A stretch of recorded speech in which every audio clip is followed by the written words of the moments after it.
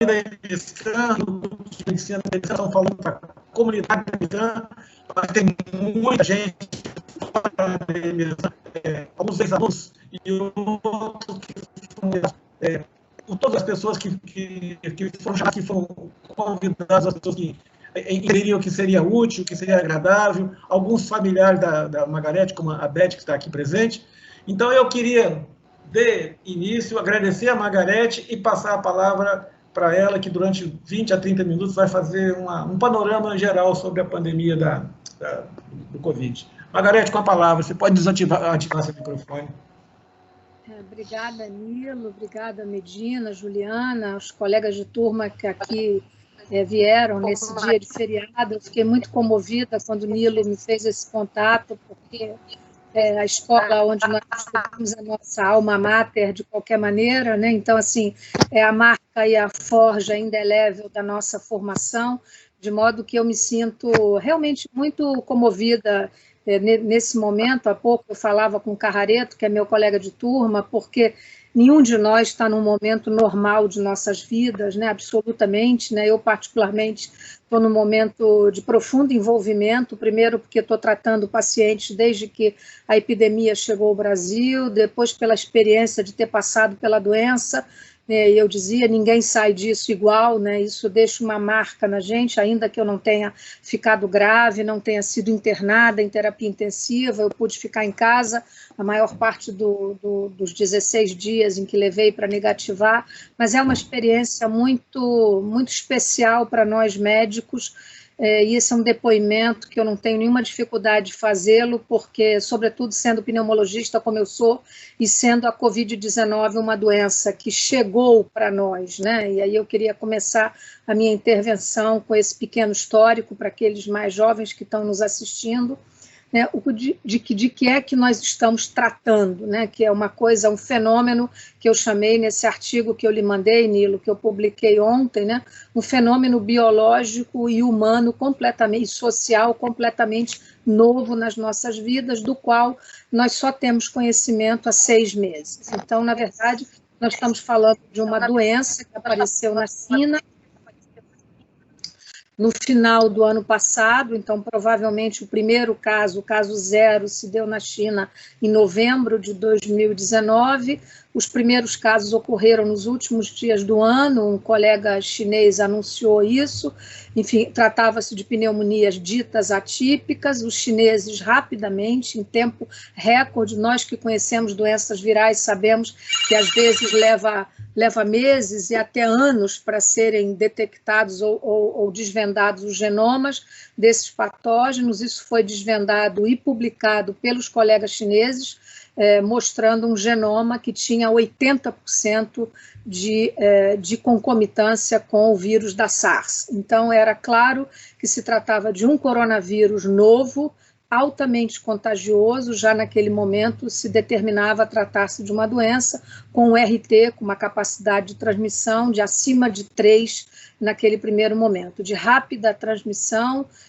com uma mortalidade muito rápida, uma curva muito ascendente e uma enorme capacidade de difusão. Rapidamente a doença atravessou e rapidamente ela tomou o mundo, nós não vamos nos deter nessa questão da transmissibilidade, de como a doença foi rápida em se disseminar pelo planeta todo, mas ela apareceu clinicamente como se fosse uma pneumonia. Quer dizer, os doentes morriam até aquele momento como uma pneumonia.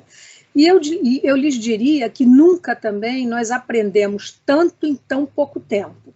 Quando nós entramos nesses buscadores de referência, o Medscape, o PubMed, né, nunca se encontrou alguma coisa como, em 3 meses, eu fiz esse levantamento, há 33 mil papers publicados nesse período. Então, é uma coisa avassaladora, quer dizer, a doença vinha como uma tsunami, né? A gente até usei essa metáfora num dos artigos que publiquei, quer dizer, a gente via o mar recuando e sabia que a onda vinha pela enorme capacidade de disseminação dessa doença. Rapidamente nós entendemos que não se tratava apenas de uma pneumonia. Embora fosse uma doença adquirida por gotículas ou eventualmente até por aerossol, mas inoculada no ser humano, quer dizer, um vírus que passou do mundo animal, atravessou a barreira humana, nós até o momento não sabemos quem foi o mamífero ou o intermediário nesse rito de passagem do morcego, dos animais para o ser humano, mas ela já se mostrava rapidamente como uma doença de caráter clínico sindrômico, e que tinha muitos pacientes já morriam, e já ficava claro de que eles não morriam pela insuficiência respiratória, eles morriam por fenômenos trombóticos, por fenômenos vasculares importantes. Então, a trombogênese passou a ser rapidamente, depois de 1 mês e meio de evolução e disseminação, e aqui os nossos primeiros casos, nós já tínhamos esse conhecimento quando começamos a tratá-los, os casos mais graves, por isso é que os protocolos que eu segui desde o começo foram realmente anticoagular esses doentes. A discussão permanece se a melhor maneira de anticoagulá-los é anticoagulação plena, ou heparina de baixo peso molecular, ou os novos anticoagulantes, né, a pixabana, a rivaroxabana, etc. Mas, enfim, já se mostrava como uma doença sindrômica que comprometia os pulmões, que comprometia os vasos, a microcirculação, e muitos pacientes morriam, na verdade, de fenômenos tromboembólicos. Há um outro fenômeno muito importante, e alguém me fez essa pergunta, e eu já estou, de certa maneira, como eu li algumas perguntas, o que contribuiu para essa enorme mortalidade, inclusive no nosso meio? Eu tive a oportunidade, muito feliz, de, por mais de um momento, participar de lives com colegas da Itália e com colegas da Espanha.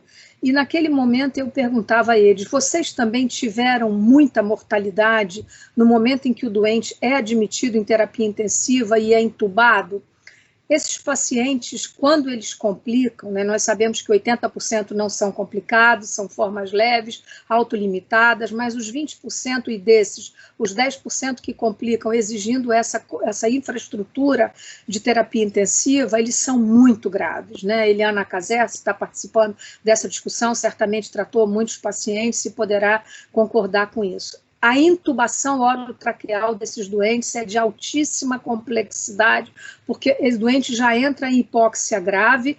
Para que o médico não se contamine, os profissionais de saúde se preservem um pouco daquela enorme carga viral, esses doentes são desoxigenados a um limite quase entre a vida e a morte, e houve, como no Brasil, houve muitas mortes no momento em que o paciente era intubado. Essa mesma coisa aconteceu na Itália, eu conversei com colegas do Equador igualmente e na Espanha igualmente. Então, assim, a complexidade desses doentes, e aí eu já colocaria uma outra pergunta, por que houve países em que a mortalidade foi tão baixa? E aí eu daria o exemplo alemão, que é o exemplo mais paradigmático. A Alemanha tem uma infraestrutura de terapia intensiva extraordinária, os doentes alemães que foram os primeiros e aqueles que concorreram com a chegada da doença lá eram jovens, não eram doentes idosos, eram jovens chegando de estações de esqui.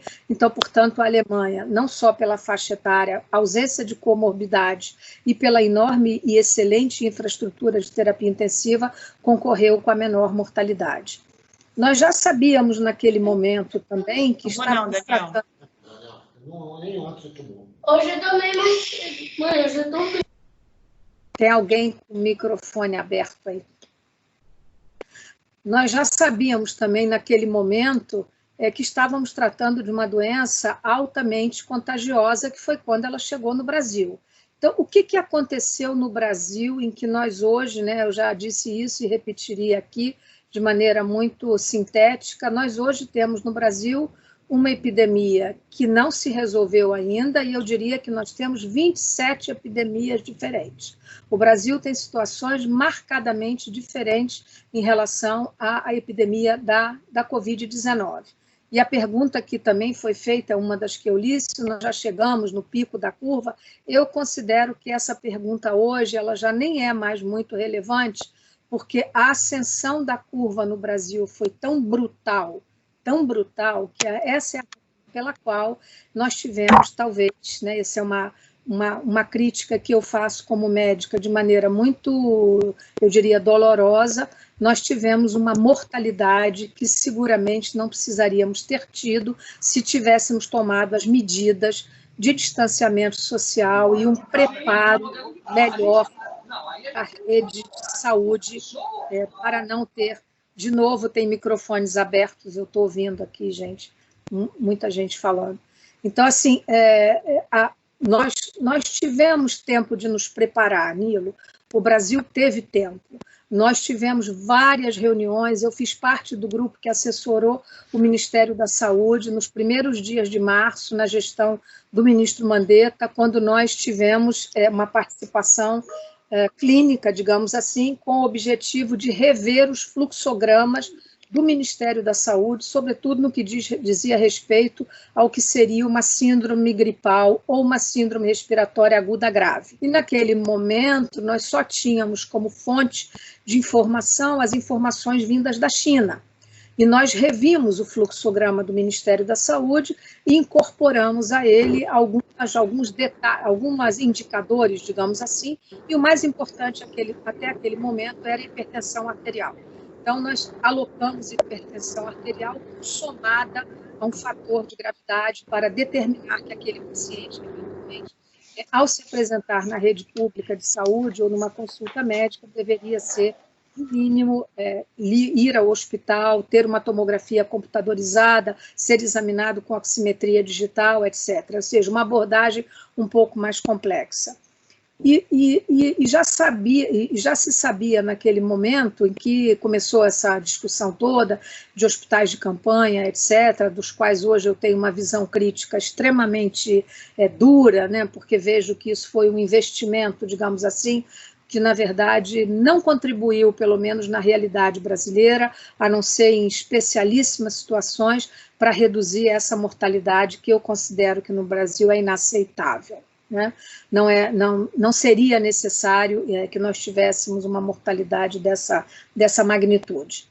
Nessa ocasião, no começo da epidemia no Brasil, o nosso e o de todo mundo, o nosso, digamos, angústia, né, a nossa inquietude, clinicamente falando, era como tratar esses doentes. Né? Cada vez eu estou mais convencida de que o que salvou a vida dos nossos pacientes, como salvou no resto do mundo todo, foi bom tratamento médico, diagnóstico precoce, isolamento adequado desse doente e boa infraestrutura de terapia intensiva.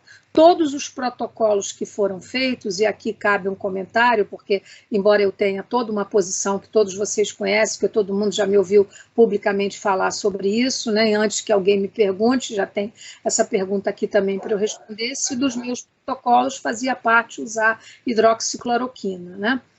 Muitos hospitais da rede privada brasileira, no momento inicial da epidemia, usaram esses protocolos, excelentes serviços usaram. Por quê?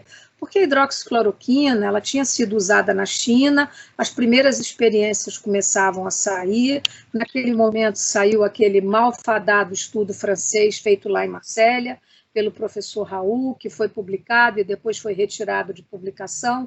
Ou seja, eu particularmente nunca prescrevi, nunca usei, internei muitos pacientes, tratei muitos pacientes, e alguém me perguntou publicamente numa rede de televisão se eu havia usado em mim, eu disse, claro que não, se eu nunca prescrevi, eu jamais admitiria que alguém o fizesse em mim. Mas eu reconheço que ela foi a droga da esperança no momento em que não havia nada para se fazer, né?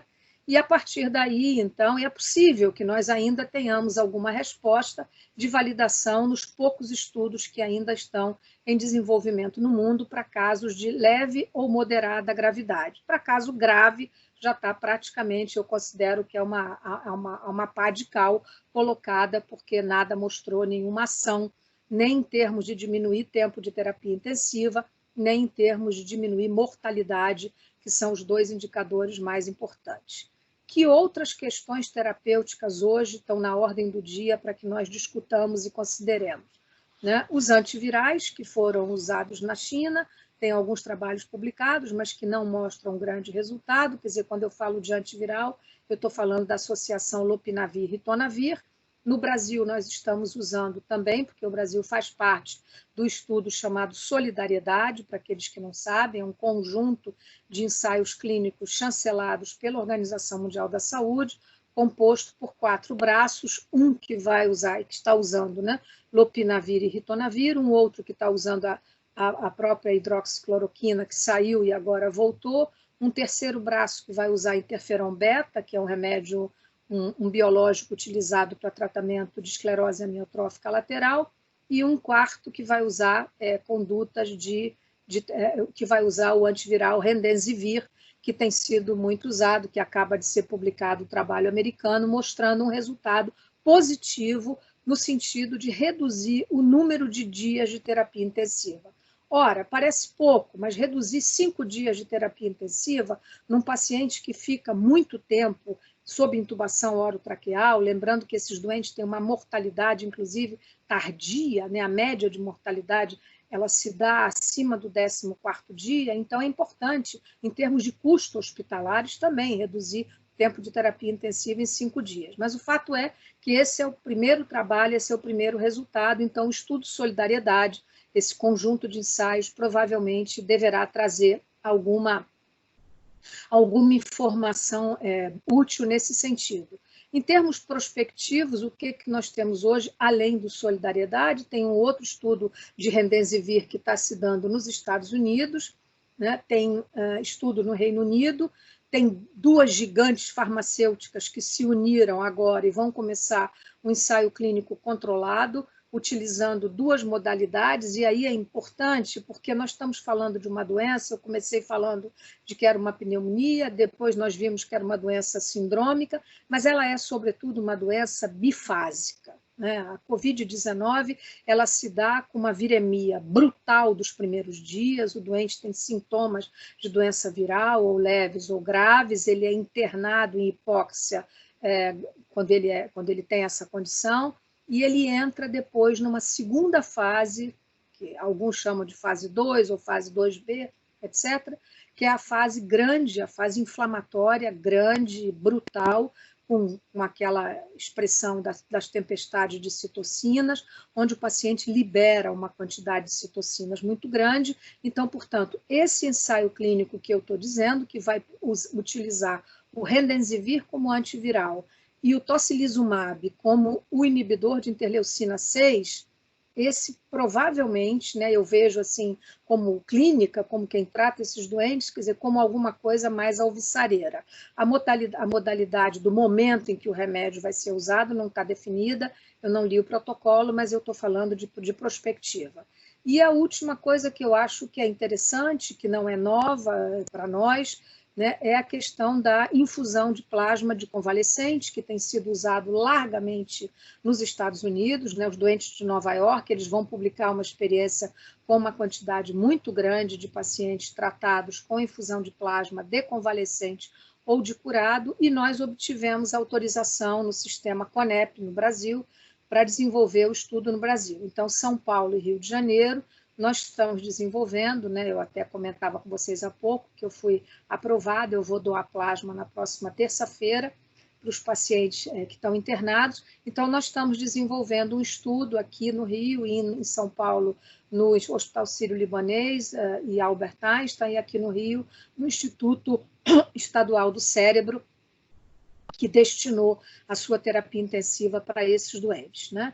E, por último, eu diria, em termos de prospectiva, então essas são as linhas, digamos assim, de investigação para caso grave, para caso leve e moderado, né? A única coisa que ainda tem que dar alguma resposta é se a hidroxicloroquina teria alguma ação. Esses outros medicamentos que muita gente fala e eventualmente compra, né? Nós temos visto coisas sem nenhuma justificativa clínica, como, por exemplo, o uso de ivermectina, de nitaxosamida, do anita, né, desses vermífagos. Na verdade, esses medicamentos, eles foram, digamos assim, selecionados entre 2.000 moléculas como fármacos que, in vitro, revelaram alguma capacidade antiviral.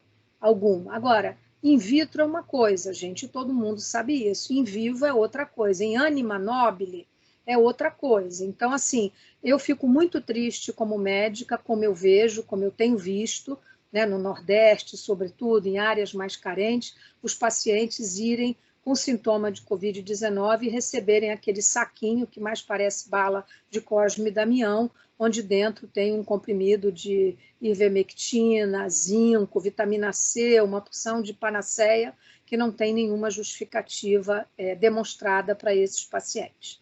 E, por último, eu gostaria de comentar sobre a perspectiva da vacina, sem dúvida nenhuma, uma doença viral como essa, o que nós esperamos é que nós possamos preveni-la. E a prevenção ou a obtenção daquele sonhado, aquele sonho de consumo que todos nós temos, que é obter a chamada imunidade comunitária ou a imunidade de rebanho, né? Nós estamos longe disso. Então, estudos epidemiológicos têm sido feitos no Brasil, né? Tem esse que todos nós sabemos, coordenado pela Universidade de Pelotas e chancelado pelo Ministério da Saúde. Ele tem feito por sorteio algumas cidades, são 136 cidades. Ele tem revelado dados interessantes, mas ainda uma taxa de protegidos muito baixa.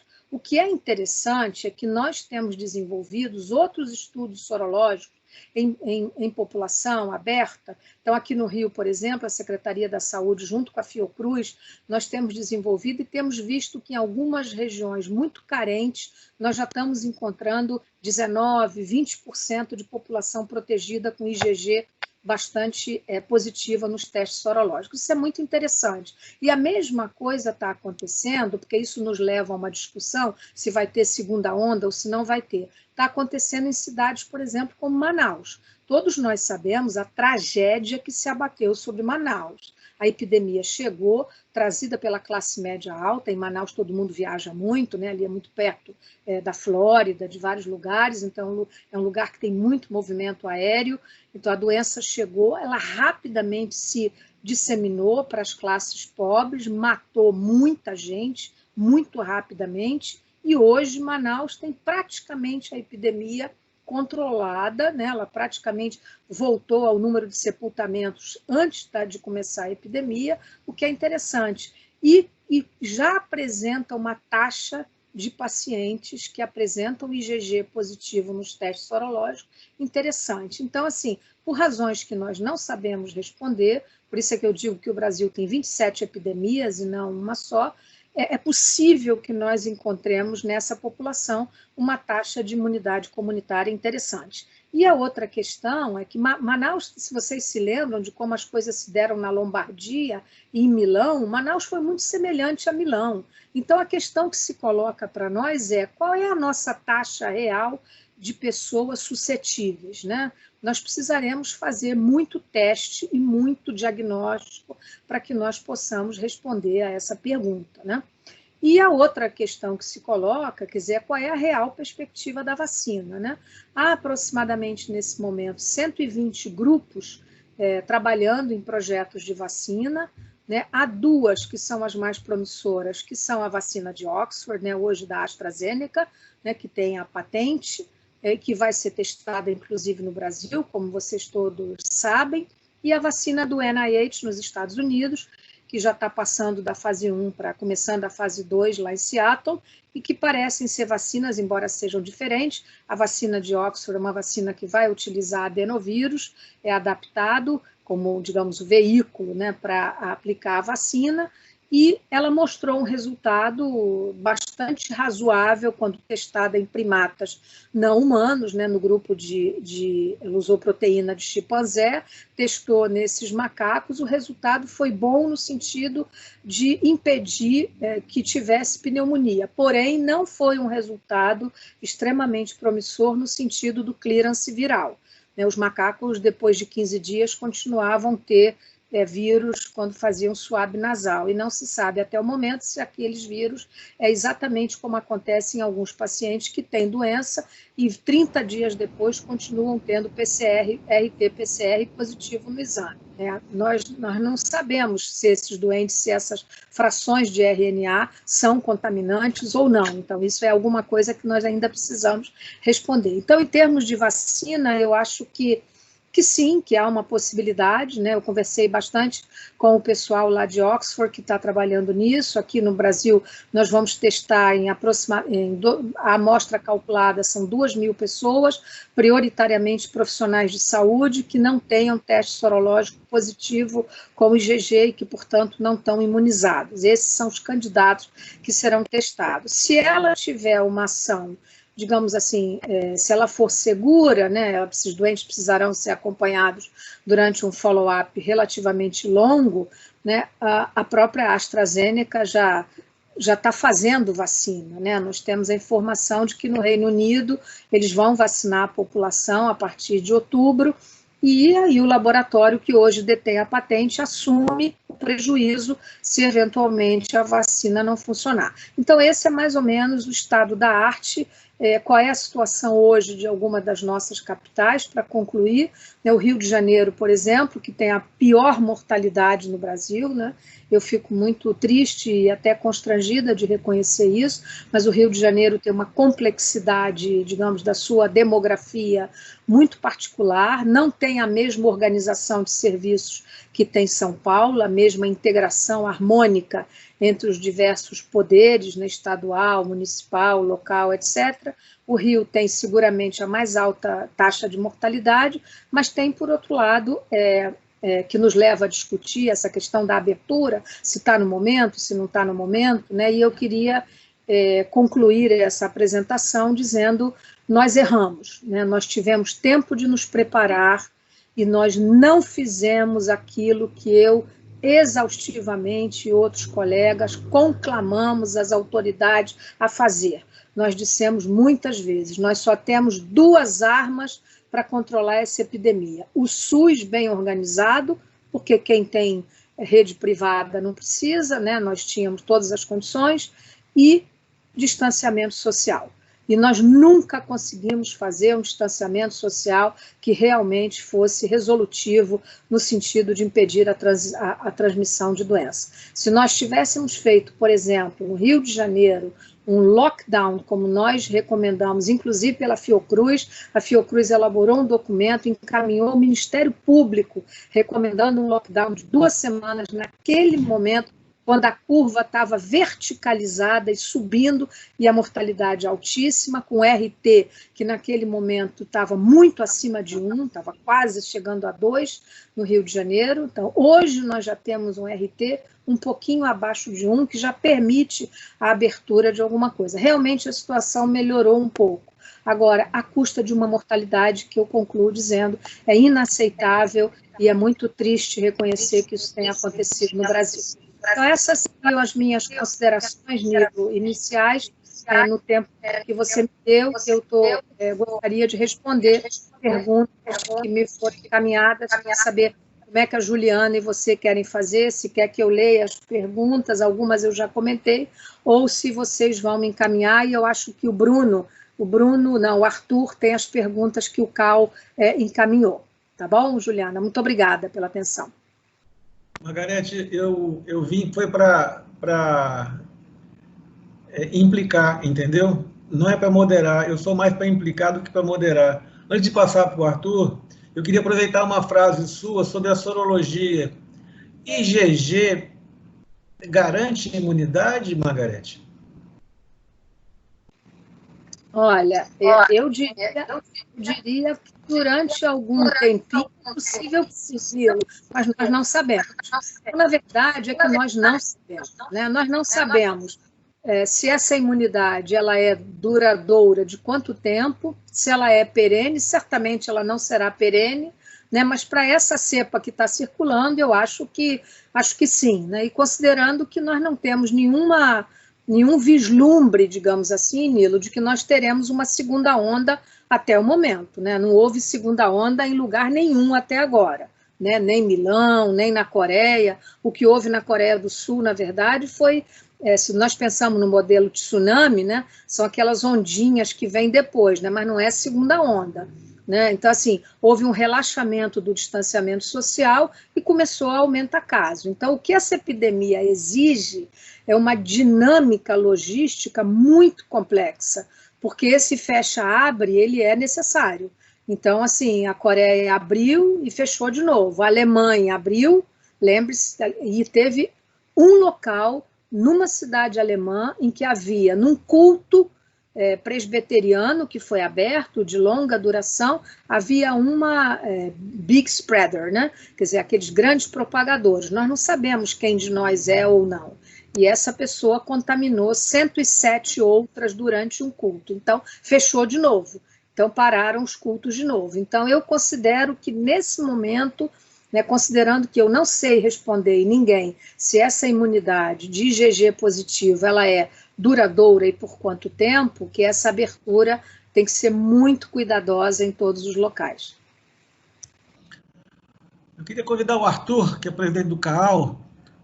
O Arthur ele recebeu as perguntas dos alunos, a maior parte das perguntas. Arthur, você podia fazer as perguntas para a Margarete? Boa noite, todo mundo. Boa noite, Margarete. A gente conversou um pouquinho atrás, mas queria agradecer as palavras.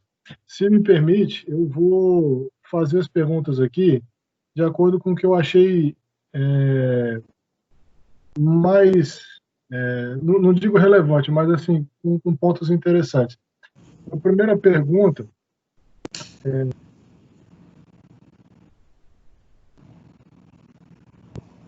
eu ouvi dizendo em alguns lugares que o Brasil pode permanecer na primeira onda indefinidamente até que saia uma possível vacina. Queria saber qual que é a sua visão em relação a isso, frente à maneira com que a gente está enfrentando essa pandemia, né? Em questão de políticas públicas e tal. Eu vou responder muito franca e brevemente, Arthur, até para a gente otimizar o nosso tempo. Eu tenho sido duramente crítica em relação à maneira como a epidemia está sendo conduzida, né? Em primeiro lugar, nós nunca tivemos uma coordenação harmônica entre todos os poderes, né? Desde que nós nos reunimos em Brasília, ainda sob a gestão do ministro Mandetta, depois que ele saiu, nós nunca mais tivemos realmente um comitê médico composto pelas sociedades, né, sociedade de infectologia, pneumologia, etc. Então, nós nunca tivemos essa coordenação trabalhando harmonicamente, né? Essa tensão que há entre os poderes central e os poderes governadores e coisas locais, isso, na verdade, contribuiu para que a opinião pública ficasse confusa. As pessoas hoje estão num estado de exaustão, com quase 3 meses, isolados em suas casas, muitas vezes, né? Quem ficou isolado e aonde a mortalidade diminuiu, onde o impacto se deu? Nas classes mais favorecidas. A epidemia, exatamente como nós previmos em março desse ano, ela teve vetores de disseminação para faixas etárias mais jovens, né? Como eu disse, a Covid vai se rejuvenescer no Brasil, e ela se rejuvenesceu, claro, né? A classe média ficou protegida, ficou isolada, e aquelas pessoas que vivem em comunidade ou as classes menos desfavorecidas é onde a doença está, digamos assim, em muitos locais fora de controle. Então, eu vejo de modo muito crítico, eu acho que nós não aproveitamos o tempo que nós tivemos para nos preparar, os exemplos que nos antecederam com os países que tiveram epidemia antes de nós, e essa desarmonia, digamos assim, ela não favoreceu para que nós tivéssemos trabalhado do ponto de vista de saúde pública, digamos, né, de maneira adequada.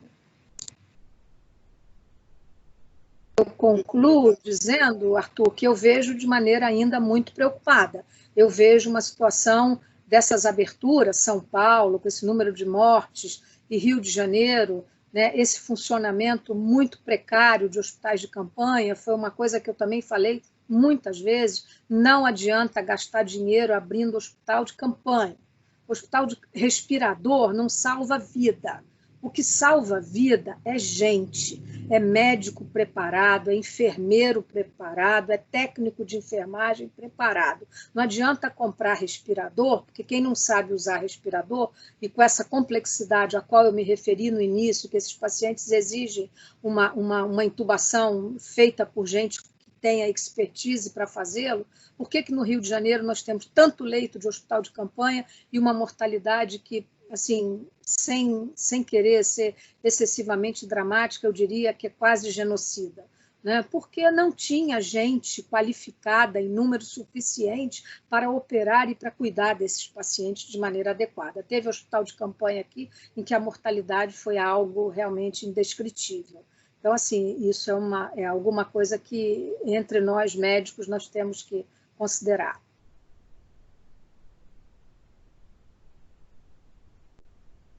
Arthur, continua. Está passando uma carreata que estava fazendo muito barulho, eu fui fechar a janela, desculpa. Tem uma pergunta aqui. De acordo com o CFM, os leitos hospitalares devem ser destinados prioritariamente aos pacientes com quadros graves da Covid-19. Como é que você enxerga a realidade brasileira, de como é que você faz esse manejo de quem vai ou quem não vai receber os cuidados frente à demanda aumentada pelo Covid e as outras doenças que continuam exigindo esse tipo de cuidado? A pergunta é ótima, né? Eu acho que o momento, respondê-la agora, tá mais fácil, sabe, Arthur? Porque nós estamos vendo que há uma pressão de demanda, né? A rede privada toda, ela se redestinou, né? Os hospitais, a gente até, entre nós, a gente dizia, meu Deus, já esvaziou o covidário, né? Porque as terapias intensivas praticamente ficaram todas ocupadas com doente de Covid-19. E esse cenário, digamos assim, ele já mudou, né? Hoje, Rio de Janeiro e São Paulo, eu não sei Vitória, né? Os colegas daí podem até me dar essa informação, até teria curiosidade, mas aqui no Rio e São Paulo, a diminuição de demanda por leito de terapia intensiva é acima de 50%, já 60% na maior parte da rede privada. Então, os hospitais já liberaram andares, já liberaram centro cirúrgico, as cirurgias eletivas começam agora, né? Essa semana que passou já se começou a liberar para cirurgias eletivas que, de modo muito dramático, ficaram suspensas, né? Isso teve um preço, né? Isso ainda não está estudado de maneira adequada, mas eu não tenho dúvida, Arthur, que o preço que muitas vidas pagaram pela diminuição do atendimento no câncer, por exemplo, né, foi dramático, né, em doenças endêmicas na nossa realidade, como a tuberculose, por exemplo, é dramático o impacto. Nós tivemos 40% a menos já provado de exames a menos feitos para tuberculose, o que significa que só os serviços de muita referência, eu trabalho no serviço de referência, nós nos preparamos para a epidemia, então nós não tivemos problema, mas isso não se multiplicou no resto do Brasil, então as doenças endêmicas sofreram muito, doenças graves como doenças cardiovasculares, doenças autoimunes que têm que frequentar ambulatórios de especialidade, sem dúvida nenhuma esses doentes ficaram muito prejudicados com a epidemia. Então eu diria que respondo a sua pergunta de modo muito preocupado. Agora, eu acho que do ponto de vista cirúrgico, os hospitais já estão começando, e eu até teria curiosidade, que eu gostaria que algum colega de Vitória me informasse como é que está a situação no Espírito Santo. Arthur, antes de você continuar, quando acabar a série de perguntas de Arthur, eu vou abrir para alguns debatedores, e eu tenho aqui na sala algumas pessoas que vão falar um pouco sobre a situação do Estado e algumas pessoas que vão falar um pouquinho sobre a questão dos hospitais, especialmente privados. Nós temos o Jansen, tem a Eliane Cazé, tem o Fernando Ronque, da Unimed, e então logo a gente termina essa sessão de perguntas do Arthur, eu vou abrir para alguns debatedores que vão fazer os seus comentários e eventualmente alguma pergunta para você, tá, Margareth? Arthur, continua, por favor. Claro, ô Nilo, eu acho que mais duas perguntas, eu acho que é de bom tamanho que a gente proporciona que o diálogo aconteça. Deixa eu ver aqui. Uma pergunta. Muitos hospitais particulares esgotaram a hidroxicloroquina das farmácias, e não só, né, por demanda popular mesmo, foram comprando com ou sem receita, enfim. E aqui tem esses estudos que estão andando, que é o Coalizão 1, né, que são os ensaios clínicos randomizados feitos pelos maiores hospitais particulares do país. Mas só que não está aparentemente havendo esse tipo de pesquisa com a população de centros públicos, né? Você enxerga algum viés nessa situação? Os estudos que vão mostrar ainda resultado para nós. Quer dizer, tem o estudo Recovery, né, que praticamente já terminou, né, e já mostrou que não funciona, e é o braço do Solidariedade, que ainda pode dar alguma resposta, por ser um estudo randomizado, ainda usando um braço de cloroquina. Os hospitais usaram realmente isso no início, é aquilo que eu disse, Arthur, né, como um fármaco da esperança. Os pacientes eram perguntados, aqueles que ainda podiam responder se queriam ou não, né? Assim, mas o que aconteceu no Brasil foi absurdo, né? As pessoas foram para as farmácias da mesma maneira como estão indo ainda para as farmácias comprar remédio de verme. Eu até brinquei e disse, bom, pelo menos o Brasil tem tanta verminose que nós vamos conseguir acabar com piolho, com verminose, usando ivermectina, né? Então, assim, pelo menos isso. Mas eu acho que esses estudos, Arthur, a gente ainda precisa de resultado para caso não moderado leve. Esse é onde a gente ainda precisa de resultado. O que nós sabemos até o momento, a resposta é não. Não tem nada que seja defensável nesse sentido. Excelente. A senhora me permite fazer uma pergunta minha, porque aproveitar a situação, eu venho discutindo isso assim assiduamente com o João, que é um grande amigo meu, ele foi presidente da gestão passada, em relação ao que muito se diz na imprensa e até a própria percepção dos profissionais em relação a considerá-los, não só os médicos, mas os outros profissionais de saúde, como heróis. Eu entendo que ser um herói denota você praticar atitudes heróicas. E dentro disso, para mim, imputa uma certa despreocupação para com a sua condição de trabalho, a maneira com que você exerce, as condições que você está subjugado lá dentro. E você enxerga que isso, considerar os profissionais de saúde heróis, pode ser uma deixa para que essa situação de negligência das condições de trabalho seja tão banalizada que passe a ficar normal e que a gente tenha que trabalhar num SUS ainda mais caótico, sem perspectiva de voltar a um patamar aceitável de condições de trabalho?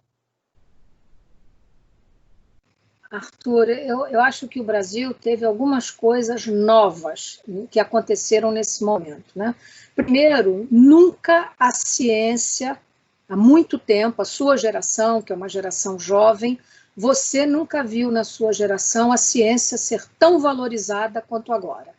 Nunca tanta gente, inclusive a opinião pública, falou até em ensaios clínicos, né? Eu recebo paciente de qualquer profissão que fala, doutora, mas o estudo tal, etc. Então, assim, nunca a ciência foi tão valorizada e se popularizou no sentido positivo, a meu juízo.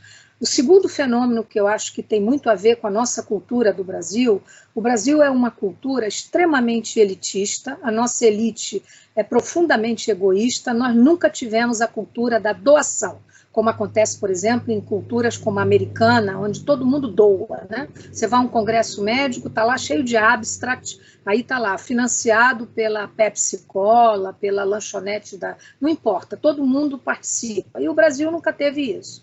E pela primeira vez nós estamos vendo uma coisa chamada iniciativa privada comparecendo. Quando nós dissemos em março, a epidemia vai eclodir, e vai eclodir pesada, revelando a desigualdade social obscena do Brasil, é exatamente o que está acontecendo. Então, esse segundo fenômeno é muito importante. Nunca nós tivemos tanta doação. Posso lhe assegurar que, assim, nós nunca vimos bancos doando testes, né? Um conglomerado de bancos comprou 10 milhões de testes para o Ministério da Saúde, muitos conglomerados de empresa privada modificaram as suas produções. Eu, particularmente, tive conversas com várias ainda no mês de março, propus que parassem de fazer perfume ou cremes e passassem a fazer sabão líquido. Nós estamos distribuindo milhares e milhares de máscaras de fabricação de grifes de roupa de luxo que passaram a fabricar máscara. Então, esse é um fenômeno novo no Brasil. e eu tenho esperança, porque eu não sou uma pessoa pessimista, né, senão eu não seria médica, né, de que isso tenha uma capacidade realmente de introduzir na nossa cultura alguma coisa nova. E a terceira coisa, Arthur, eu acho assim, em nenhum momento, nunca me passou pela cabeça chamar nenhum de nós ou alguém, mesmo aqueles que morreram para nossa tristeza, né? Eu perdi colegas e pessoas próximas, médicos, inclusive, enfermeiros, queridas enfermeiras, né, que faleceram. Assim, eu não acho que nos chamar de heróis modifique qualitativamente nada do nosso compromisso. Nós vamos continuar trabalhando exatamente, né? Eu trabalhei exatamente como sempre trabalhei, possivelmente você de uma geração mais jovem também. Nós vimos colegas médicos que já estavam em casa, inclusive, que voltaram, né? E nós tivemos o cuidado de não expô-los a uma maior contaminação. Pessoas que ficaram longe das suas famílias, né? Porque aqueles que trabalham em terapia intensiva, ninguém voltava para casa, todos aqui no Rio, todo mundo ficava em hotéis, né, que eram cedidos para que pudessem ficar. Então, assim, eu acho que essa autodenominação de heroísmo, eu jamais fiz essa menção. Agora, acho muito triste ver que muitas pessoas que morreram, isso aconteceu por falta de condições de trabalho adequadas, né? Quer dizer, essa coisa da ausência de equipamentos de proteção, etc. Mas você tem que lembrar que, da mesma maneira como eu disse, nós não conseguimos nos preparar para a eclosão da epidemia pesada, nós também pagamos um preço, né, da dificuldade de comprar esses equipamentos. Eu sou testemunha, eu trabalho na Fundação Oswaldo Cruz, nós fizemos o nosso hospital novo, né, que hoje está funcionando exemplarmente, né, nem está com a capacidade toda, porque, como eu disse, diminuiu a demanda de taxa de ocupação de leitos, né, nós temos 195 leitos, nós estamos nesse momento com 100 leitos ocupados apenas.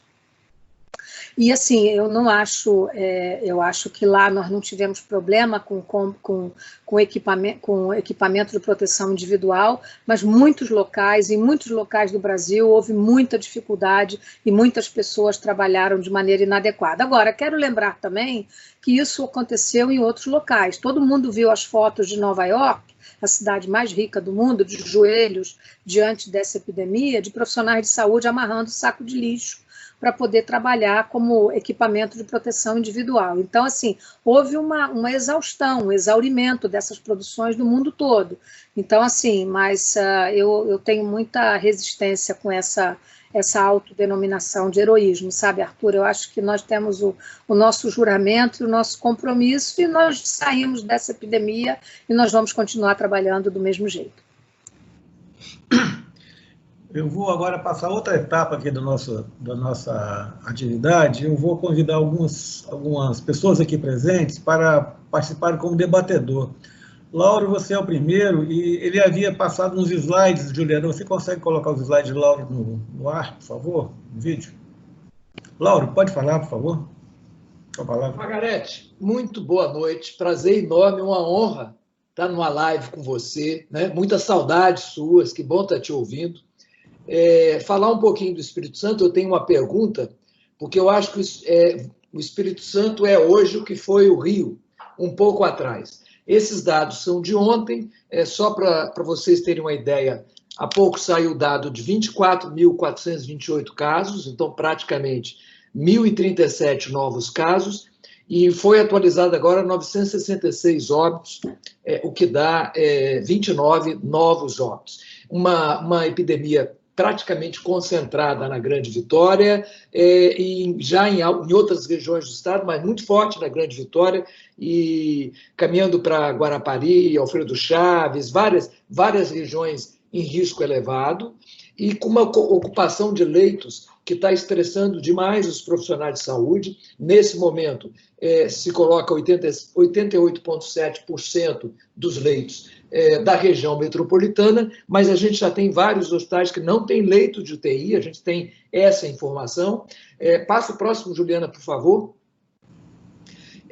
Uma prevalência acumulada que hoje é a pior da região sudeste, então uma taxa de prevalência de 546,86, e uma curva que hoje é a pior da região sudeste. Passa o seguinte, por favor, Juliana. Uma taxa de óbitos que só é inferior à do Rio de Janeiro, na região sudeste, uma taxa de óbitos de 22,5 por 100 mil pessoas. Passa a seguinte, esses dados, eu queria registrar que esses últimos slides me foram cedidos por um trabalho da Central Nacional Unimed, que eu tenho tido a honra de assessorar, e uma taxa de contágio que está ruim nesse momento no Espírito Santo, estimada em alguma coisa 1,44, quer dizer, 10 capixabas estão contaminando entre 14 e 15 novas pessoas a cada semana. Então, uma situação muito ruim, onde nós estamos vivendo o pior dos dois mundos. Nós temos uma população que está em um isolamento mal feito. Eu falo que tem bife à milanesa, nós temos isolamento à brasileira, que é um isolamento mambembe, com essa polêmica e essa descoordenação que a Margarete citou. Então, as pessoas estão cansadas do confinamento e não conseguimos reverter a curva. Então, nós temos um prejuízo em vidas humanas e um prejuízo para a rede, né? Um enorme estresse na rede, um prejuízo para a economia, porque efetivamente a economia não consegue funcionar adequadamente, mesmo abrindo, quer dizer, as pessoas não saem para comprar, você não sentem segurança. Então, isso a gente tem observado na cidade. E aí nós temos um desafio que a gente precisava reverter a curva, nós estamos chegando para um estresse limite de hospitais e já estamos com comprometimento de atendimento às doenças crônicas se arrastando por mais de 3 meses. A minha pergunta clara é como o Rio de Janeiro conseguiu chegar a essa inversão de curso, ainda tem tanta gente suscetível na região do Rio. Essa é a minha curiosidade, essa minha indagação para a Margarete. Eu tive gozado o relatório de uma pessoa que veio do Rio de carro na semana passada e notou uma diferença significativa de comportamento de capixabas pior em relação a cariocas. Eu não sei se pode ser isso, eu tenho preocupação se essa abertura de comércio não vai causar problemas.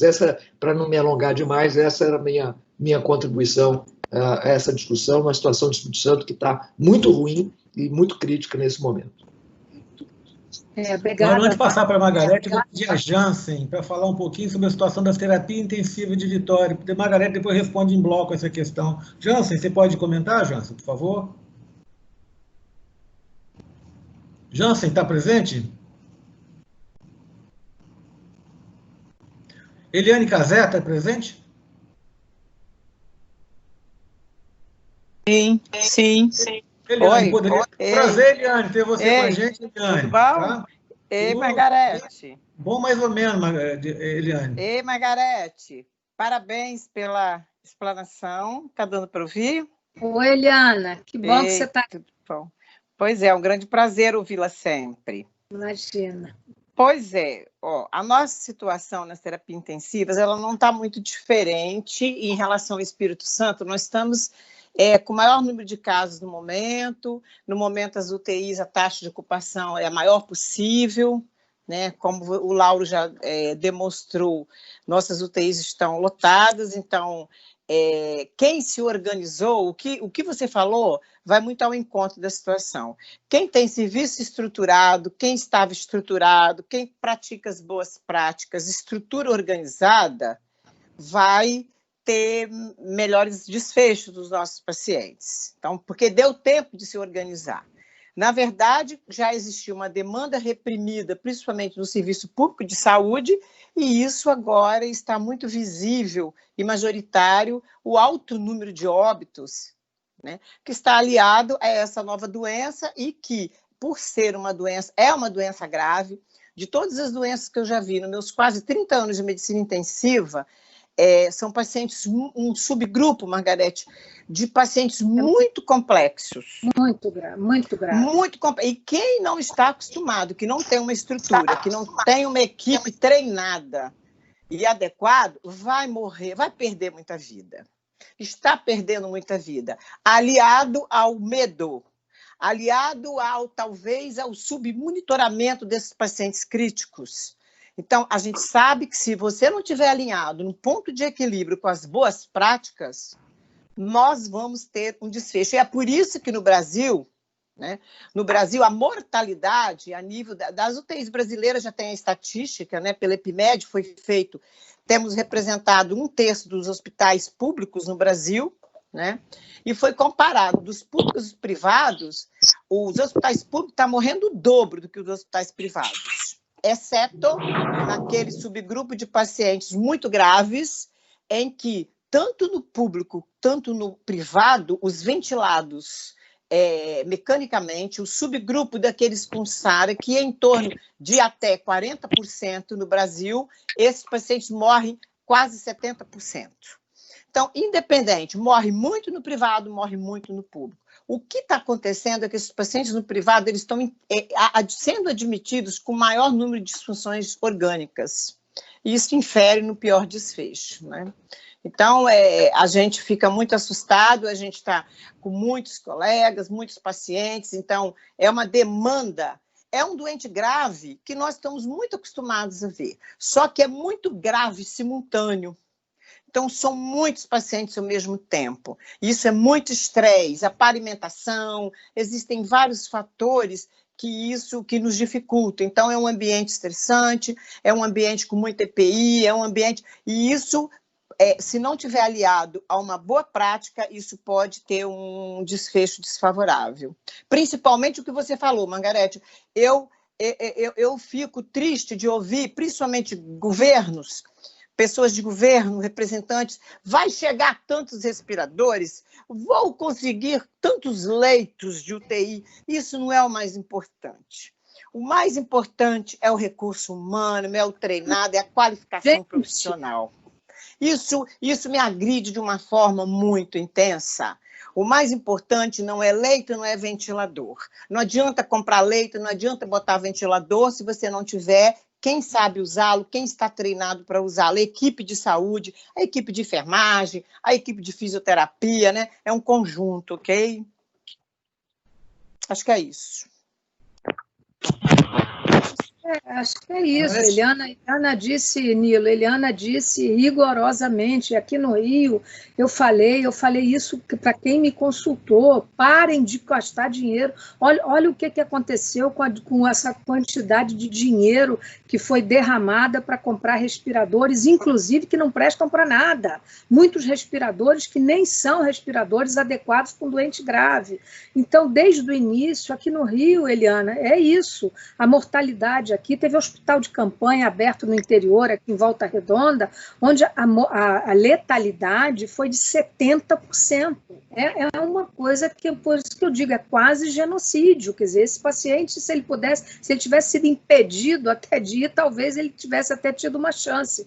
Mas isso é inadmissível, porque o que salva a vida é gente qualificada, não é respirador. Eu até escrevi isso e publiquei em um artigo que eu botei no jornal O Globo. Respirador não salva a vida de ninguém, o que salva a vida é boas práticas e gente qualificada para tratar. Por que a nossa mortalidade é tão menor nos leitos privados, que é onde tem gente formada que saiba fazer, mas é muito injusto isso socialmente, né? Mas eu concordo inteiramente. E quanto à apresentação do Lauro, que eu agradeço, a situação do Espírito Santo é muito preocupante, Nilo, do ponto de vista de saúde, digamos assim, é muito preocupante hoje, porque é uma curva ainda ascendente, né? Eu li mais ou menos assim que estão fazendo um pouco de abertura, mas com essa taxa de ocupação acima de 80% de leitos e um RT, né, uma taxa de transmissibilidade de 1,44, gente, não é hora de abrir nada. Pelo contrário, é hora de radicalizar um pouco o fechamento. Mas eu entendo que há um exaurimento da população que ficou em confinamento. Agora, quem fez isolamento social foram as classes média e média alta. Porque pobre, que é para onde a epidemia está indo para shopping. Aqui eu acabei de receber no meu telefone uma foto hoje do Mercadão de Madureira aqui no Rio. Aquelas pessoas que eu estou vendo tudo grudado uma na outra são as que vão estar na fila dos leitos dos hospitais de campanha daqui a 2 semanas, 12 dias, etc. Isso é que é mais triste. Margarete, posso fazer só um comentário? Claro. Margarete, no caso do Espírito Santo, está acontecendo toda essa tragédia que você disse, e na classe média também, pelas babás, cuidadoras domésticas, está fazendo também uma nova curva que saiu da classe média, foi nos bairros parentes e está rebatendo e está lotando os hospitais privados de forma bem dura. E também pelo exaurimento do confinamento, exaustão do confinamento que você falou, que as pessoas, é uma coisa curiosa, as pessoas ficaram 2, 3 meses confinadas e agora destrambelharam e vão se expõem e nós estamos num momento muito delicado no Estado. Eu vou agora ter a honra de convidar o Reinaldo, mas antes disso um comentário. Comprar respirador para o gestor público é a coisa mais fácil que tem. O que acontece depois é aparecer uma foto de uma mala cheia de dinheiro lá como apareceu em Belém do Pará. Tá? Isso está acontecendo, certamente está acontecendo em diversos locais do Brasil. Tá? Agora, terapia intensiva é um profissional de especialíssima formação. Você não faz um profissional de terapia intensiva em 6 meses ou em 3 meses, quando querem fazer, ou improvisa. Esse realmente é o nosso nó górdio. Eu queria passar a palavra para o Reinaldo Dias, se ele quer fazer um comentário. Reinaldo. Eu quero muito ouvir o Reinaldo, porque ele pode nos contar um pouco como é que Portugal conseguiu fazer o controle, né? Mas, assim, eu acho que é importante que o Reinaldo nos dê essa situação de lá, mas eu quero dizer, Nilo, que não adianta, quer dizer, nós vimos isso, esse discurso, nós lutamos contra ele, inclusive o investimento de hospital de campanha, né? Eu cheguei particularmente a ser contra, né? Porque quais são os hospitais de campanha aqui do Rio de Janeiro, por exemplo, que estão com a mortalidade boa e comparável aos privados? São os 2 coordenados pela rede DOR, que é uma rede privada. Por quê? Porque botou gente qualificada, porque selecionou. E o nosso da Fiocruz, que selecionou, eu participei da seleção de alguns profissionais, nós escolhemos, estamos pagando muito bem por um contrato de 6 meses, que é mais ou menos o tempo que a gente vai desenvolver os ensaios clínicos e o tempo calculado, estimado para a epidemia. O resto contribuiu para essa mortandade, essa perda de vidas.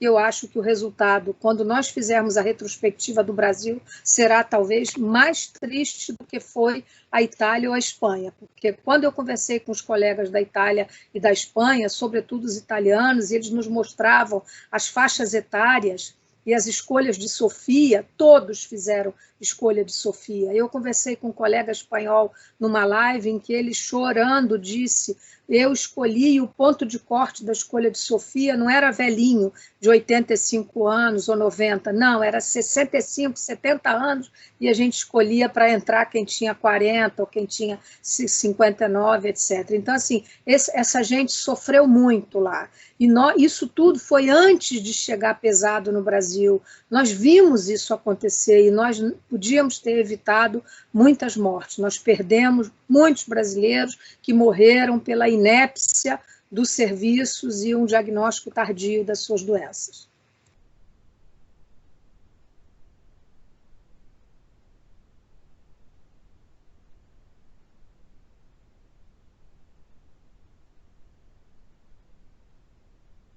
Microfone.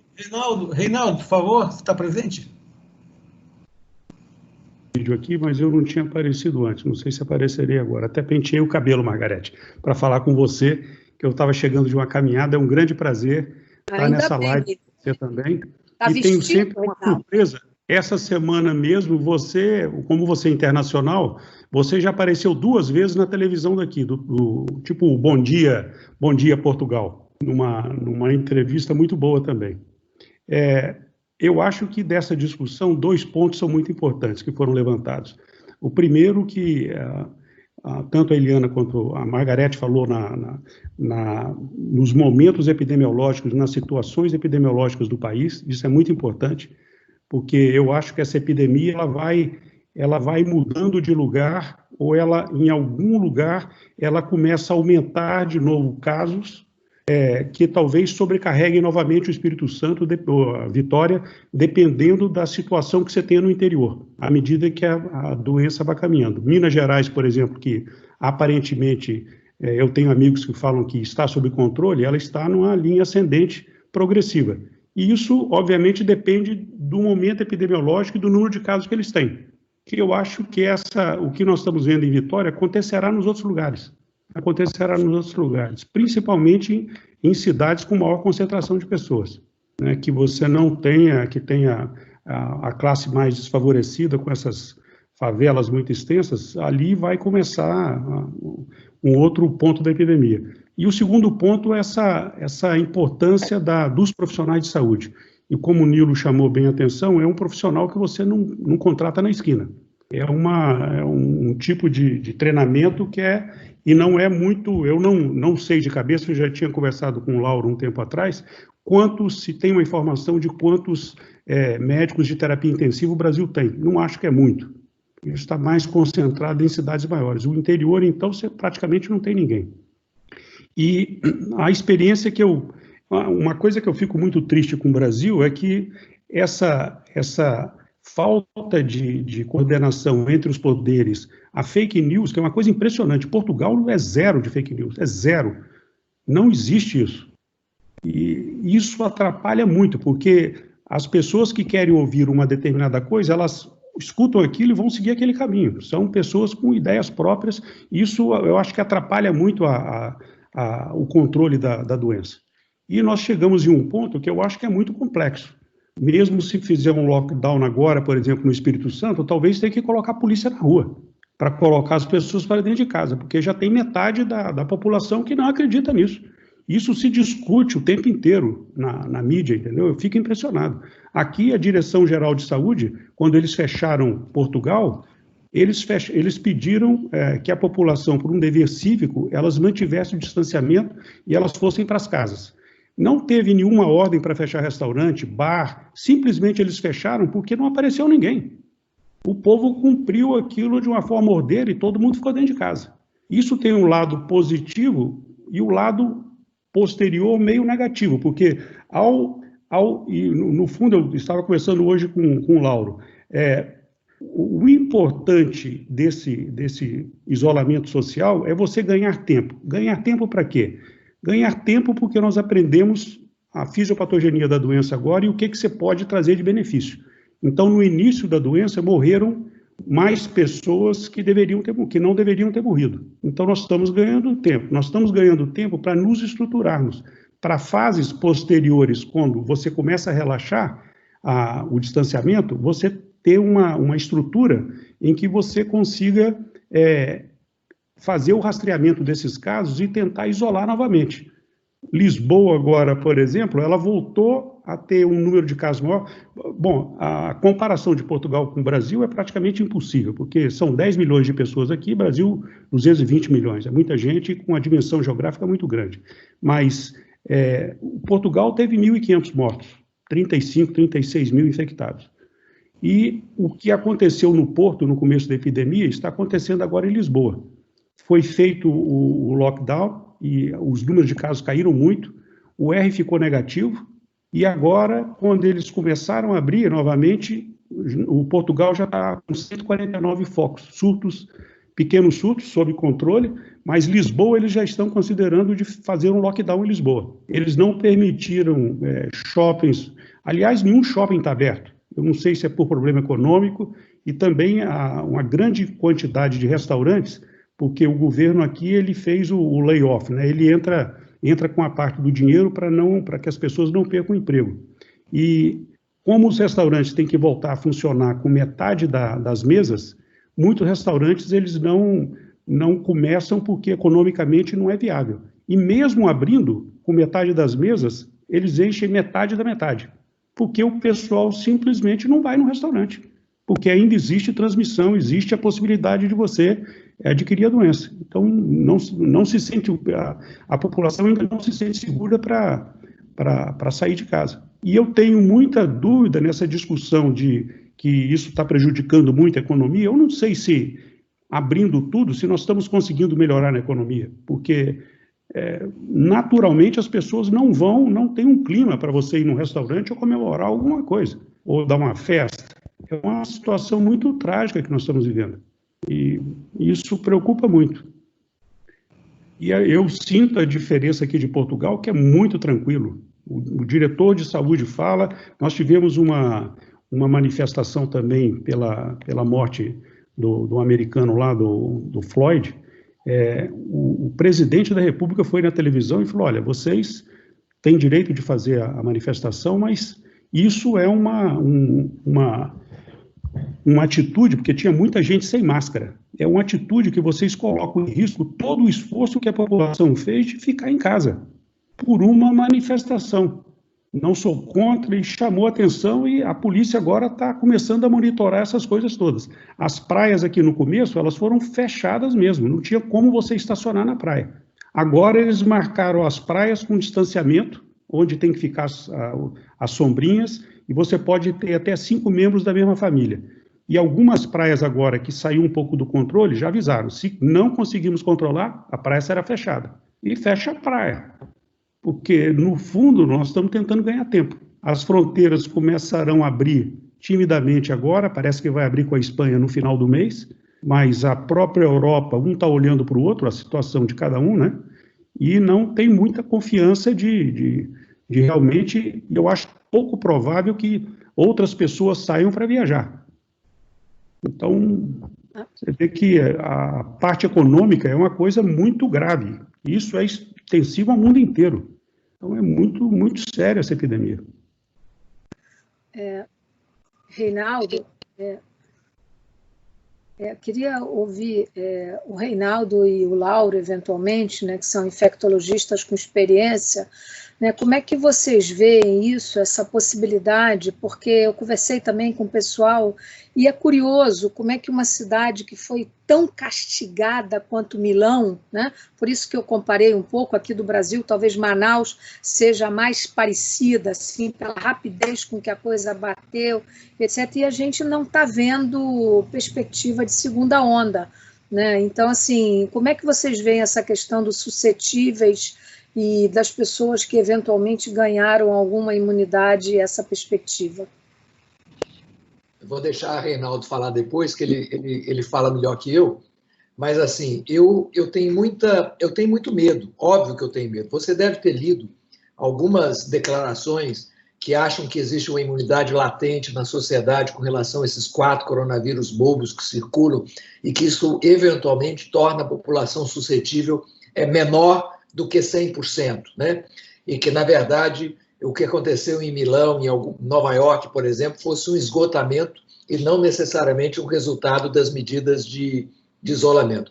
Eu acho que alguma imunidade cruzada existe, alguma diferença existe, eu não tenho dúvida, mas eu acho que, nesse momento, a minha sensação é que nós todos estamos com medo, né? E uma razão disso é que a Bolsa despencou, a Bolsa voltou a despencar, porque o mundo está sentindo, eu acho que o mercado está sentindo, que o risco de circulação do vírus está ocorrendo na Europa, como está ocorrendo nos Estados Unidos. Você ainda não me respondeu que diabos que o Rio de Janeiro fez para tornar esse R menor que 1. Mas deixa o Reinaldo falar. Bom, uma parte de pesquisa que nós precisamos muito, o Brasil pode contribuir muito com isso, é exatamente esse aspecto da primeira coisa, validar os testes. Validação de teste, eu acho que nunca se ganhou tanto dinheiro vendendo teste ruim como se vende no Brasil. Impressionante. As prefeituras compram testes, faz um monte de testagens para fins epidemiológicos e que no final ninguém consegue entender o que é. Se o positivo é positivo, se o negativo é negativo. Então, isso é muito importante que isso seja clareado para que a gente possa avançar. Deve haver, com certeza, porque existem dois... eu vi um trabalho essa semana de uma equipe da Universidade de São Francisco, na Califórnia, que está fazendo testagem para o FDA. E eles montaram um banco de soro em que eles pegaram doentes em várias fases de evolução da doença e pegaram, para especificidade, os controles negativos, 200 soros de um hospital da Cruz Vermelha de doação de sangue. Isso 2 anos antes do Covid. E pegaram os testes e avaliaram 30 e alguma coisa testes. Desses 32, 2 testes tinham uma sensibilidade e especificidade muito boa. O resto, a especificidade era muito ruim. Eles cruzavam com tinha muita reação cruzada. Uma possível explicação para isso inicialmente é que, apesar da maioria dos testes hoje estarem usando proteína S ou proteína N, eles não, obviamente, ninguém usa a proteína inteira, você usa um epítopo dessa proteína. Então, provavelmente, entre os testes, eles variam usando a mesma proteína, dependendo do epítopo que ele usou, do pedaço da proteína que ele está usando. E, paralelamente, saiu um trabalho também de uma equipe lá, isso foi do pessoal de San Diego, Califórnia, em que eles fizeram uma avaliação de resposta imune celular de indivíduos que tiveram Covid. Esses reconheceram, quando eles colocavam os antígenos o N ou S, as células reconheciam esses antígenos, e pegaram 200 pessoas que não foram infectadas. E quando eles colocaram esses antígenos, 40% dessas células, dessas pessoas, reconheceram os antígenos do Covid. O 19 agora. Então, isso é uma indicação, juntando o dado do cruzamento dos testes rápidos, mais esse experimento celular, isso indica que provavelmente esses 4 coronavírus que rodam já há anos, eles podem estar, sim, dando uma imunidade cruzada em indivíduos que têm um tipo de resposta imune diferente. E pode ser que realmente a nossa imunidade populacional, o herd immunity, como eles falam, ela vai ser um pouco menor do que os 60%, 70% que todo mundo fala. Pode ser, dependendo da circulação desses vírus e dependendo das regiões, que isso é uma boa notícia. Pode ser que acabe um pouquinho antes do que se esperava. Agora, o fato de se fazer um lockdown como foi feito em Portugal, o número de positivos aqui, de pessoas com imunidade, eles estimam que não passa de 5%. Então, você tem muita gente ainda para se infectar. Então, se esse controle não for mantido de uma forma muito rígida, e eles já montaram a equipe de saúde que, nos primeiros sintomas, eles têm pessoas que vão na casa, eles isolam aquele doente, fazem os testes.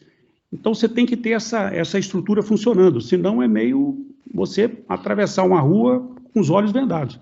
Você não olha nem para um lado nem para o outro, a chance de você pegar é muito grande. Que o Lau chamou a atenção, e eu tenho um problema com meu pai lá, que Margarete conhece, que as nossas famílias foram vizinhas de prédio lá.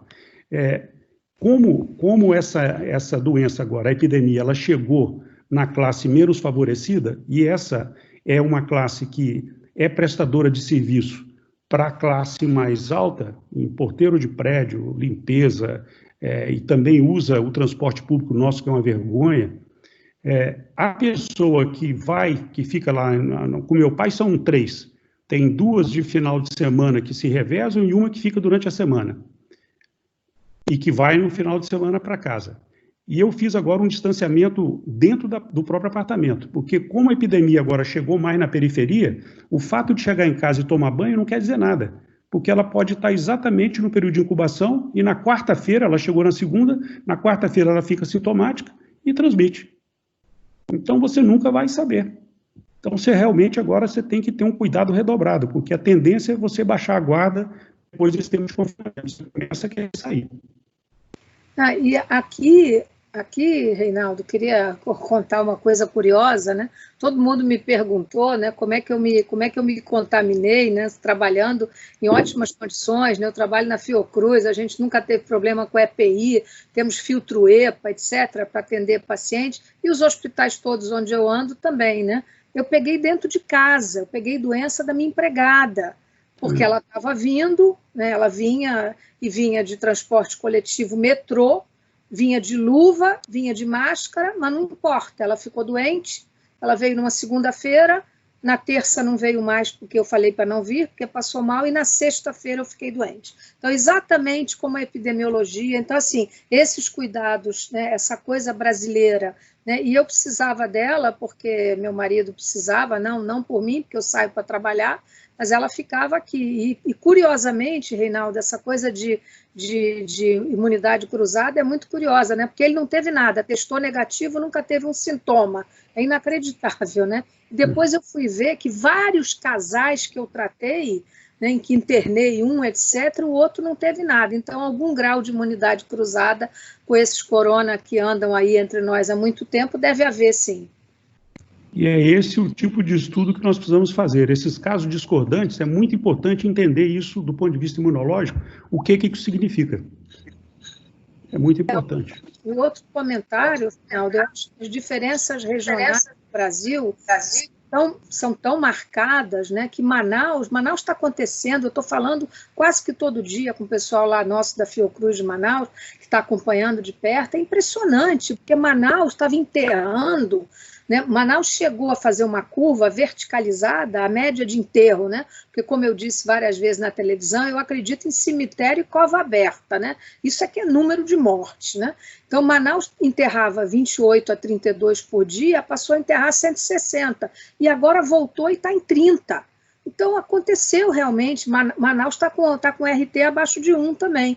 E no Rio de Janeiro, respondendo ao Lauro, eu não sei responder, Lauro, a gente está vendo os dados aqui, eu estou vendo com a Secretaria da Saúde, nós tivemos realmente uma letalidade que é a maior de todas, né? A nossa letalidade vai passar a italiana, tá? Nós temos uma letalidade de 10%, quer dizer, de acordo com os piores dados europeus, né? Vergonhoso, e uma mortalidade de 41 por 100 mil, que é quase o dobro, né? Na verdade, da média Brasil, e a gente está vendo agora, quer dizer, uma diminuição da pressão de leito, né? A gente chegou a ter, pelo CISREG, pelo Sistema de Regulação, nós chegamos a ter dia aqui no Rio com 1.180, 1.200 pedidos de internação, e agora nós estamos tendo menos de 100 por dia. Então, eu não sei o que houve, Laura, eu não sei responder o que houve nesses últimos 10 dias, mas esses são dados todos revisados por nós, pelo pessoal do Infogripe, da virologia, da Fiocruz, que monitora isso muito bem, né? Então, assim, eu não sei explicar agora, eu sei explicar exatamente, de maneira muito preocupada, inclusive, o que vai acontecer com essa soltura que a Prefeitura e o governo fez aqui, né? O que vai acontecer com essa pressão de leito daqui a 12, 14 dias, eu não sei, né? Mas vejo muito preocupadamente. Deixa eu mudar um pouquinho o foco aqui. Eu tenho uma lista de pessoas que fizeram perguntas. Duas me passaram por WhatsApp. Eu não sei se o Juliano está conseguindo controlar perguntas que eventualmente tenham chegado. Eu poderia responder essas duas perguntas. Uma é um médico de São Paulo, doutor Toebaldo, que quer fazer uma pergunta. Doutor Toebaldo, o senhor pode abrir o microfone, por favor? Alô, doutor Toebaldo? Vamos lá. Oi. Bom, eu sou hematologista e sou coordenador sou gerente médico de agências transfusionais da Colsan, aqui na região, que atende hospitais públicos. E, na realidade, eu acho assim, eu queria dar primeiro parabéns para a doutora Margarete, porque a exposição foi muito boa, foi excelente, e parabéns aos comentários. Realmente, assim, eu tenho visto muita live aqui em São Paulo, e realmente o nível dessa apresentação está muito bom. Mas, assim, mais do que uma pergunta, o que eu queria comentar, o doutor Niro falou, com outras palavras, o que eu vou dizer. Pessoal qualificado não dá dinheiro para o bolso das pessoas. O que dá dinheiro é realmente montar hospital e comprar aparelhos. Eu acho que é muito importante a gente olhar a história numa situação dessa. A pandemia da gripe espanhola, em 1918, proporcionou um exemplo importante, que foi na Baía de Bristol. Me foge a memória agora se a Baía de Bristol fica exatamente no Alasca ou no Canadá. Não importa, porque o Alasca está lá no Canadá. Mas a Baía de Bristol, naquela época, ela tomou uma medida assim, radical, fechou escolas, proibiu aglomerações e fechou o acesso por terra, que era o único que havia para o local, e fechou o acesso por mar. Praticamente não teve gripe espanhola na Baía de Bristol. Então, até hoje, nós estamos discutindo se realmente deve isolar ou não. São praticamente mais de 100 anos depois, nós estamos discutindo um realmente concreto. Antes de passar para a Margarete, se você quiser fazer um comentário. Doutora Valtésia, queria fazer uma pergunta. Valtésia está na sala, por favor, Valtésia? Poderia abrir o microfone, Valtésia?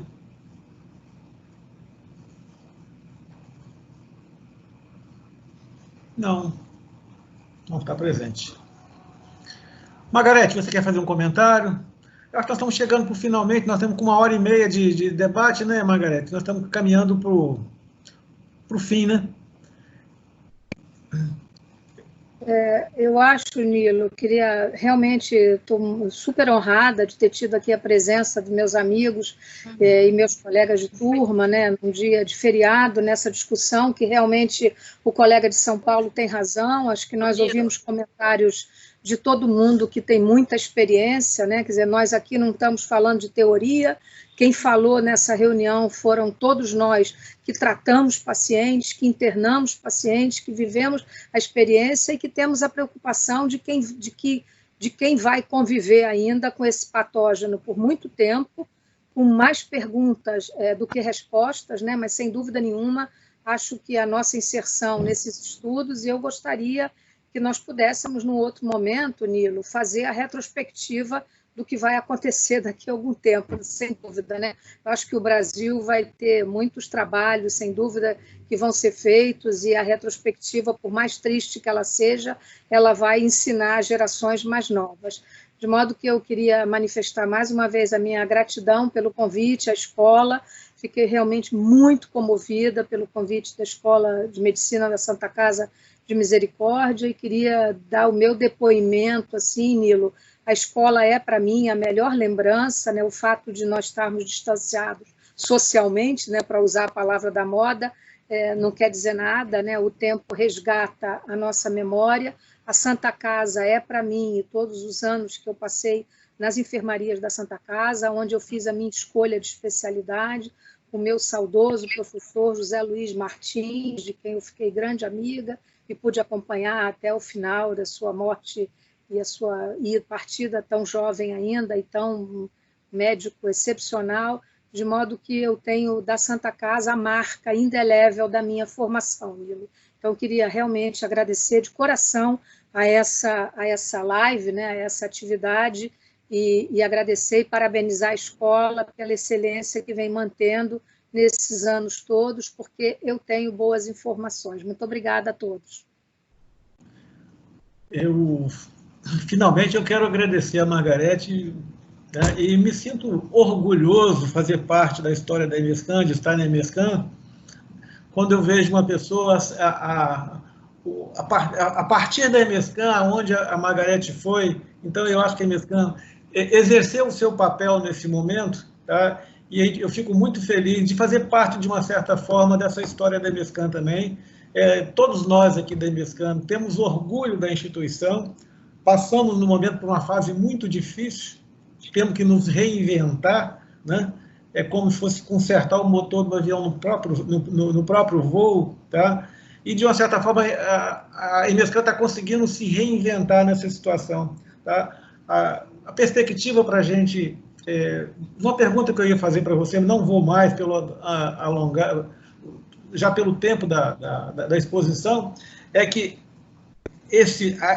essa pandemia vai fazer fortemente impactar o modelo de ensino médico.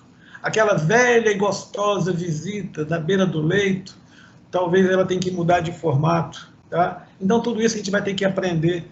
Margarete, eu queria agradecer muito a você, a sua participação, e queria só um pedido de desculpa às pessoas que fizeram perguntas que eu não pude responder. Lauro está à toa em casa, eu vou encaminhar essas perguntas todas para o Lauro, e ele vai responder uma por uma, e a gente vai fazer a devolutiva dessas perguntas para as pessoas. Viu, Lauro? Se o Lauro quiser, divide comigo. Então. Margarete, um grande abraço. E obrigado à participação de todas as pessoas aqui. Eu não citei a presença do Ronk, da Unimed, do Rusk, da Unimed, Valdério, não sei se está presente, eu espero que esteja. E um grande abraço para todas as pessoas que aqui estiveram presentes, e muito obrigado.